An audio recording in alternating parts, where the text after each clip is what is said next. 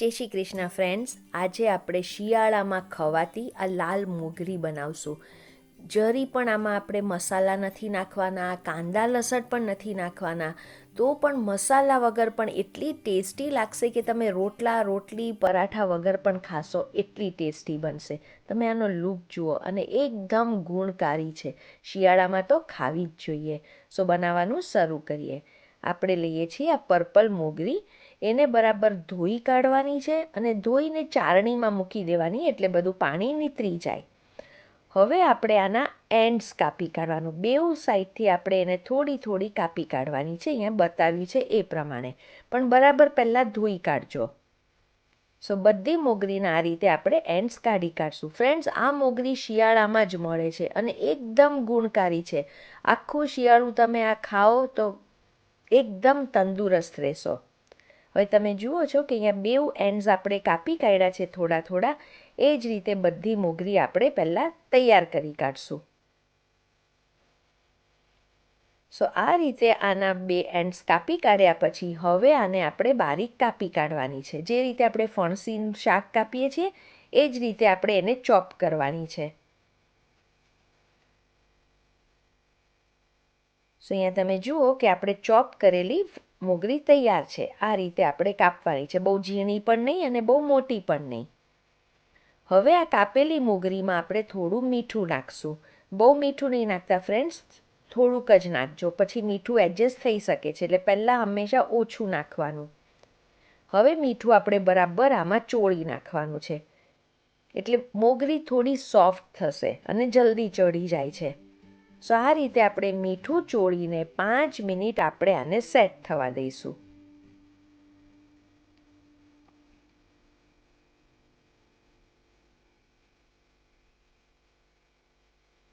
હવે 5 મિનિટ પછી હવે આપણે આને બનાવવાના છીએ. સો એને માટે પહેલાં પેન ગરમ કરીએ છીએ.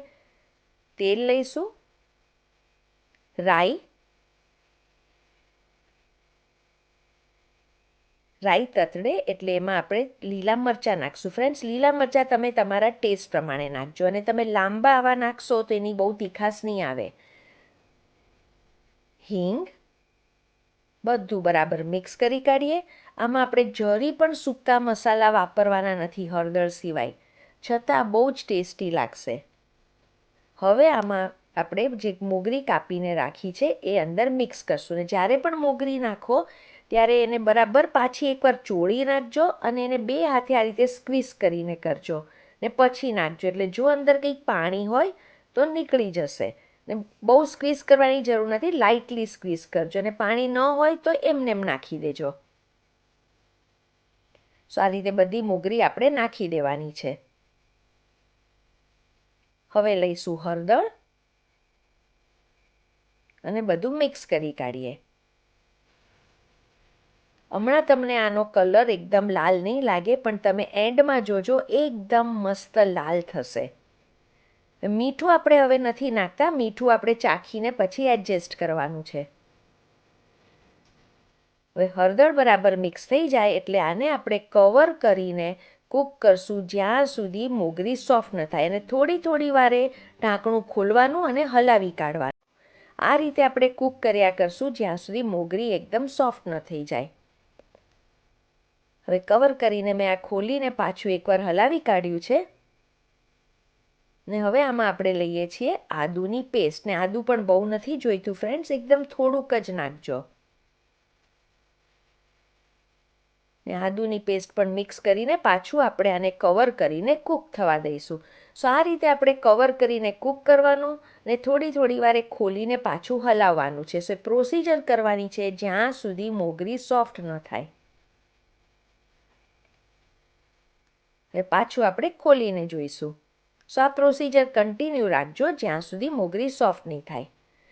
અને જો તમને મોગરી એકદમ ડ્રાય લાગે તો થોડું પાણી છાંટકજો. અહીંયા મારે એકદમ ડ્રાય થઈ ગઈ છે એટલે હું થોડું પાણી સ્પ્રિંકલ કરીશ. બહુ નહીં ફ્રેન્ડ્સ, આ રીતે હાથેથી સ્પ્રિંકલ કરજો એટલે વરાળથી તરત ચડી જશે.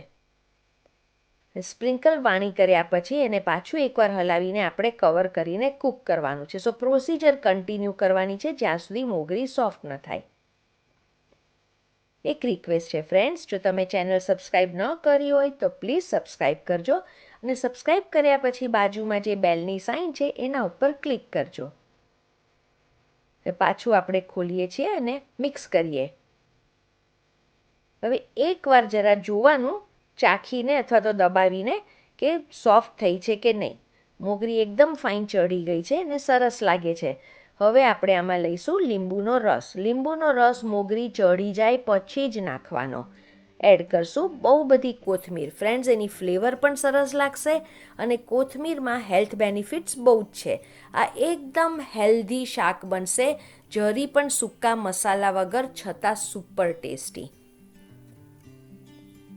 હવે તમે જુઓ કે લીંબુનો રસ નાખ્યા પછી મોગરી એકદમ મસ્ત વાઇબ્રન્ટ રેડ કલરની થઈ ગઈ છે. ફ્રેન્ડ્સ, આ એટલી સરસ લાગે છે કે તમને એમનેમ પણ આ ખાવી ગમશે. અને ફાઇનલી એકવાર ટેસ્ટ કરી જોવાનું, અને જો તમને તમારા ટેસ્ટ પ્રમાણે લીંબુનો રસ કે મીઠું નાખવું હોય તો નાખી શકો છો. એટલી ટેસ્ટી છે કે તમે એમનેમ ચમચીથી રોટલી ભાખરી વગર ખાશો. હવે ગેસની ફ્લેમ બંધ કરી દેવાની અને બંધ કર્યા પછી 2 મિનિટ આપણે આને કવર કરીને રાખવાનું છે. 2 મિનિટ થઈ જાય એટલે હવે તમે જુઓ ફ્રેન્ડ્સ, વધારે લાલ થઈ ગઈ. એટલે જ્યારે પણ ગેસની ફ્લેમ બંધ કરો ત્યારે પાછું 2 મિનિટ માટે કવર કરી રાખજો. એટલે એકદમ વાઇબ્રન્ટ રેડ કલર થશે. અને તમે જુઓ ફ્રેન્ડ્સ, જરી પણ નીચે ચોંટતી નથી. એકદમ પરફેક્ટલી આ કૂક થાય છે, જરી પણ ચોંટી નથી. હવે આપણે આને સર્વ કરશું. તમે આનો લુક જુઓ, એકદમ મસ્ત વાઇબ્રન્ટ રેડ કલર અને તમને સરસ ફાઇન કચુંબર જેવું આ શાક લાગશે.